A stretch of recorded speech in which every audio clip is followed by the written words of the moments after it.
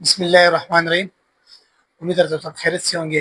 जैसे आप लोगों को मालूम था कि हर एक स्टूडेंट यही मुझे कह रहा था कि हमको जो यूटी और नॉन इंजीनियरिंग की मेरिट लिस्ट अब जब निकल जाए ना, उसका हम एग्रीगेट कैसे निकालेंगे, क्योंकि हमको उस टाइम तक नहीं पता चलता जब तक मेरिट लिस्ट नहीं निकले। और मैं हमारा जो मार्क्स है ना वो ऑलरेडी किसी का ज़्यादा हो या किसी का कम है, तो वो कह रहे हैं कि नॉन इंजीनियरिंग के ग्रेड कैसे निकले। मैंने अब एक वीडियो बनाऊंगा क्योंकि वो बहुत ज़्यादा इंपॉर्टेंट है। आप लोग इस वीडियो को आखिर तक देखें क्योंकि लाजिमी है आप लोगों के लिए। तो चलते देखो, इस वीडियो में जो है मैं आप लोगों का सारा कंफ्यूजन खत्म करूंगा और आप लोग अपने घर में बैठ के खुद अपना एग्रीगेट निकालें। जो आपकी मार्क्स हो उसकी बेस पर आप एग्रीगेट निकाल लें, ताकि आप लोगों को मेरिट लिस्ट जो है ना अक्सर लगने से पहले पहले आप लोगों को पता चल जाए कि हमारे इतने मार्क्स है। और उससे बेहतर एक बेस्ट पॉइंट ये है कि आप लोग किसी और यूनिवर्सिटी में अगर आप लोगों ने एडमिशन किया हो तो आप यूटी के इंतजार में बैठे हो कि हमको उधर यानी हो सके हमारा मेरिट में नाम आ जाए या नहीं आएगा, तो दूसरी यूनिवर्सिटी की भी एडमिशन क्लोज हो जाएगी।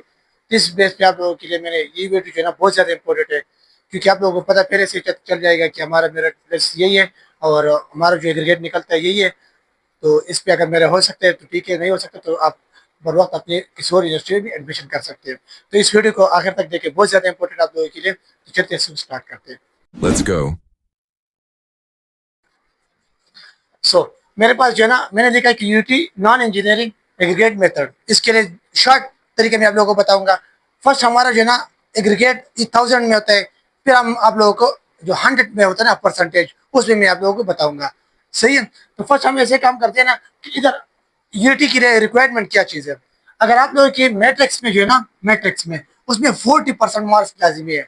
अगर कोई बंदा कह रहा है कि मैं तो ओ लेवल वाला स्टूडेंट हूँ, तो उसके लिए भी 40% मैट्रिक्स के मार्क्स नीडेड यानी जरूरी है। सही है। सेकंड जो है ना इसमें एफएससी मार्क्स 60% एफएससी मार्क्स लाजिमी है।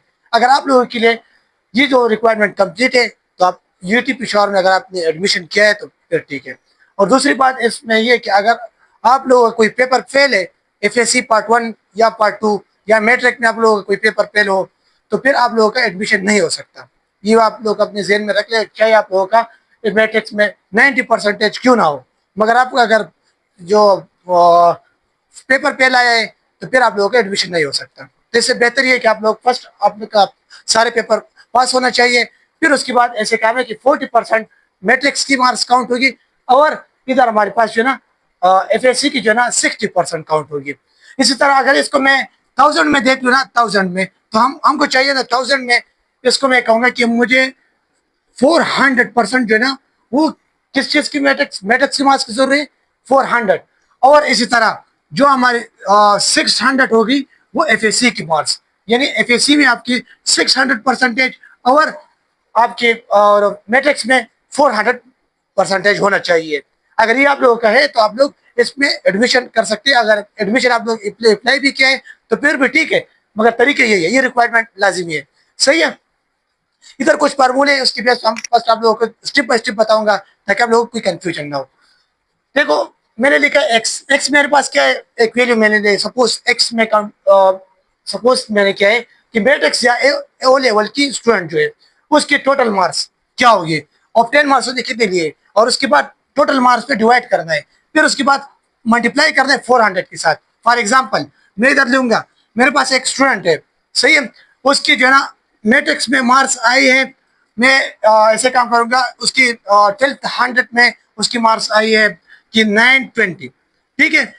किसमें 1200, इसकी मार्क्स इतनी आई। अब मुझे जो है ना फर्स्ट एक्स की वैल्यू निकालनी चाहिए, क्योंकि इधर फार्मूले में मुझे क्या कह रहा है कि आप एक्स वाई की वैल्यू पुट करें एग्रीगेट निकल जाएगा। तो मैं इधर जो है मैट्रिक्स है इसको मैं एक्स कह दूंगा। इधर मैं ऐसे काम करूंगा ना कि 900 को मैं डिवाइड करूंगा 1200 के ऊपर, इन दोनों को मैं आपस में डिवाइड करूंगा। देखो फर्स्ट मेरे पास क्या है कि 920, उसको मैं डिवाइड करूंगा किस पे, 1200। तो इसका आंसर मेरे पास आ गया 0। इधर मैं लिखूंगा, ये हमारे पास आ गया इसका 0.6766 और इसके साथ 6। इसको हम मल्टीप्लाई करेंगे किसके साथ, यानी 400 के साथ मैं मल्टीप्लाई करूंगा। 400 के साथ इसको मैं मल्टीप्लाई करूंगा, इधर मैं 400 लिखूंगा।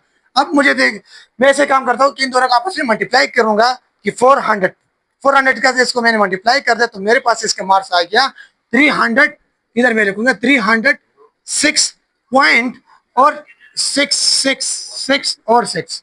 सही है।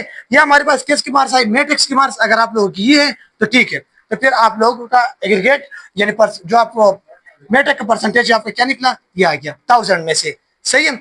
इसी तरह अगर कोई स्टूडेंट है एफएससी की मार्क्स, एक्स की वैल्यू मेरे पास क्या आ गया 300, इधर मैं लिखूंगा एक्स की वैल्यू मेरे पास आ गया है, एक्स में इधर लिखूंगा एक्स की वैल्यू क्या है, एक्स हमारे पास है 306 पॉइंट और 4 टाइम्स एक्स है, ठीक है।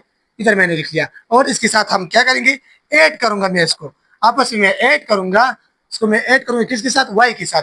इधर मेरे पास वाई की वैल्यू तो मैंने नहीं निकाली, वाई की वैल्यू क्या चीज रिप्रेजेंट करता है, यानी हमारे पास एफएससी की मार्क्स अगर आप लोगों की पार्ट 1 आया है तो पार्ट 1 को काउंट कर सकते हैं, अगर आप लोगों की दोनों आए पार्ट 1 पार्ट 2 दोनों है तो आप दोनों को भी काउंट कर सकते हैं। सही है।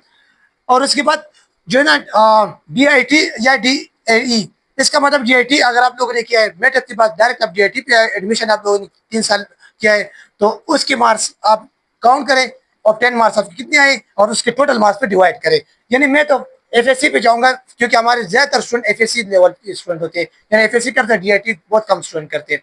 तो एफएससी में ऐसे काम करूँ, इधर एक स्टूडेंट है उसके एफएससी मार्क्स आई है, मैं इधर लिखूंगा कि पार्ट 1 के उसके मार्क्स में काउंट करूंगा। अभी जो हमारे सारे स्टूडेंट जो है ना उन्होंने पार्ट 1 पे अप्लाई किया है, तो मैं पार्ट 1 में ऐसे काम है, एक स्टूडेंट है मेरे पास उसकी 520 मार्क्स आई।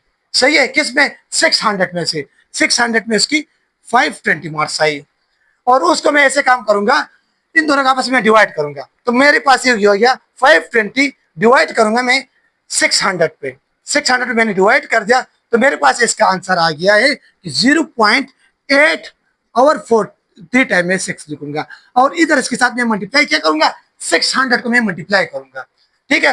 क्योंकि मुझे क्या कहता है 60% क्या है, एफएससी की मार्क्स है। अगर इसको मैं 1000 में देख लूं तो मेरे पास 60% क्या हो जाएगा, ये 600% हो जाएगा। तो इधर मैं इसको लिखूंगा ये हमारे पास 600। सही है। इन दोनों को मैं आपस में मल्टीप्लाई कर दो तो मेरे पास मल्टीप्लाई बाय 600 हो गया। इसका आंसर मेरे पास आ गया है 520, 520। यानी मैंने y की वैल्यू मेरे पास आ गया है, y की वैल्यू क्या है कि 520 आ गया, तो मैं इधर लिखूंगा 520, ठीक है। अब मुझे क्या करना है, इन दोनों को आपस में ऐड करना है।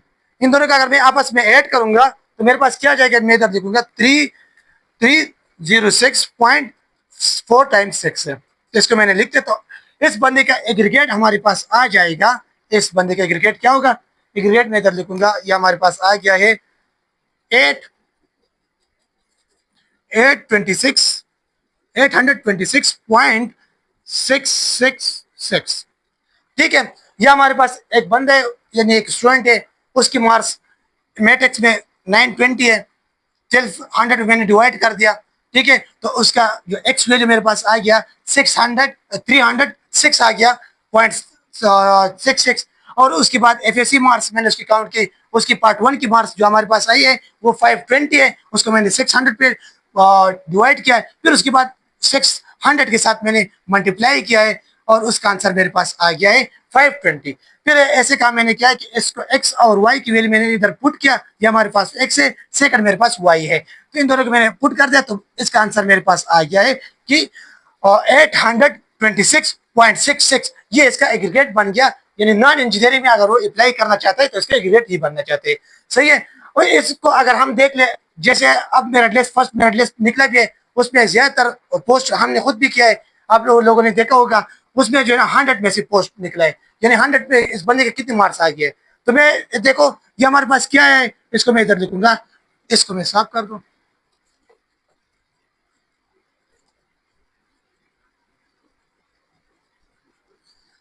इधर हम ऐसे काम करेंगे ना कि इस 826 को मैं इधर लिखूंगा, ये हमारे पास क्या है 826 हो गया और पॉइंट इसकी 4 टाइम में इसके साथ 6 आए।